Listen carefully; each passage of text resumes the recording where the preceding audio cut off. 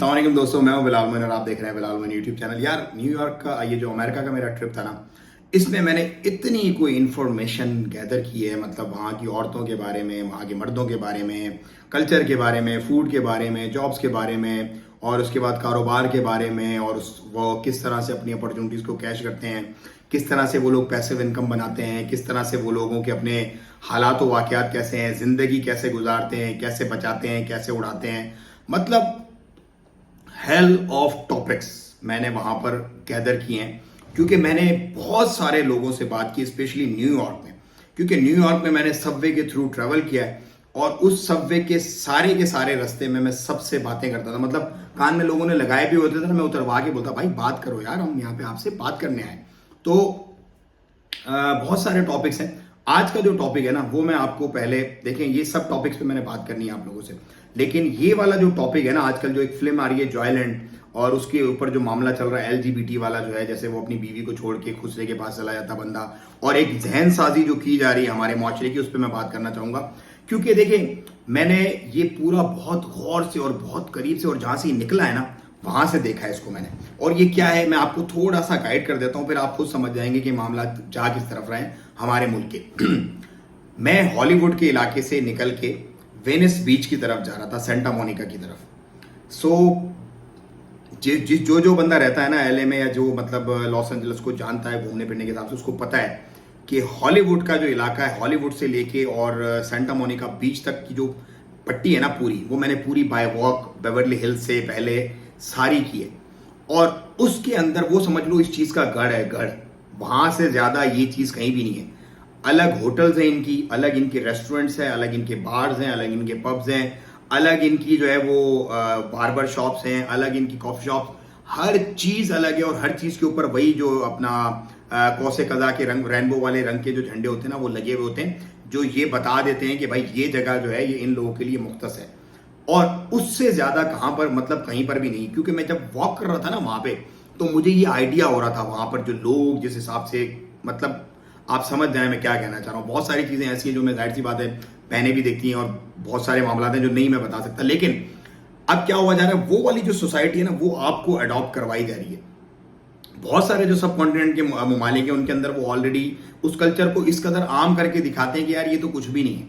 भाई है, हमारा जो कल्चर है वो टोटली डिफरेंट है, और ये जो कल्चर है ये टोटली डिफरेंट है। ये कल्चर देखो, एड्स जो है ना, एड्स वो सबसे ज्यादा इसी इसी काम की वजह से फैलता है। जब मर्द मर्द से जो है वो मामलात करता है, सो उससे एड्स फैलता है। सो जितने भी मामलात गंदगी की तरफ जाएंगे, उसको कंडेम करना चाहिए, वो भले किसी भी मुल्क में हो। सो ये जो फिल्म आपको दिखाई जा रही है ना, जॉयलैंड, जिसको दोबारा अनबैन कर दिया है, पता नहीं क्यों अनबैन किया है, क्या इनकी मतलब प्लान है यूथ को खराब करने का।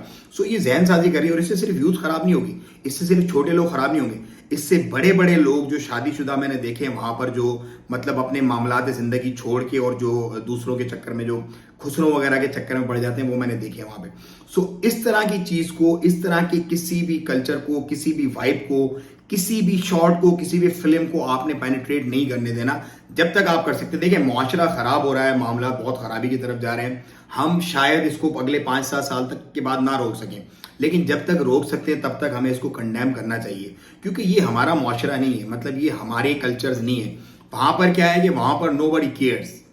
वहां पर अपना खाया, अपना कमाया, अपना पहना, अपना ओढ़ा, अपना अपना अपना सब कुछ। इवन जो मियाँ बीवी भी होते हैं ना, उनका भी यही मामला है कि वो एक दूसरे को शॉपिंग भी नहीं करवाते, खाने की टेबल पे जाके बैठते तो भी बिल अपना अपना देता।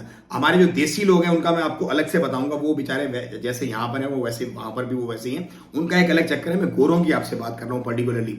बहुत सारी फैमिली जो कमाने वाले होते हैं ना, दोनों मियाँ बीवी, उसमें इसी तरह का मामला चलता है। They don't care for each other. Like वो रिलेशन में तो होते हैं, लेकिन सब कुछ एक्सपेंसेस के पॉइंट ऑफ व्यू से उनका अपना अपना होता है। इसी तरह ये जो मामला होते हैं, ये जो एलजीबीटी वाले जो मामला हैं, इनके अंदर भी यही होता है कि वो अपने कमाने खाने सारे, लेकिन जो उन्होंने ताल्लुकात कायम करने होते हैं वो फिर मर्द को मर्द से करने होते हैं। इस तरह के मामला हैं। और बच्चे भी ये लोग अडॉप्ट कर लेते हैं। तो वो बच्चे जो अडॉप्ट किए हुए, बहुत सारे लोग हैं ऐसे जो न्यूयॉर्क में स्पेशली मैंने देखे, और इसमें ये वाला जो इलाका है, हॉलीवुड का इलाका है, इसके अंदर देखें कि उन्होंने बच्चे अडॉप्ट किए, 3-3, 4-4, 5-5 बच्चे अडॉप्ट किए हुए हैं, क्योंकि उनकी अच्छी अच्छी नौकरियां हैं और अच्छा वो कमाते हैं, तो उन्होंने उसी हिसाब से 4-4, 5-5 बच्चे।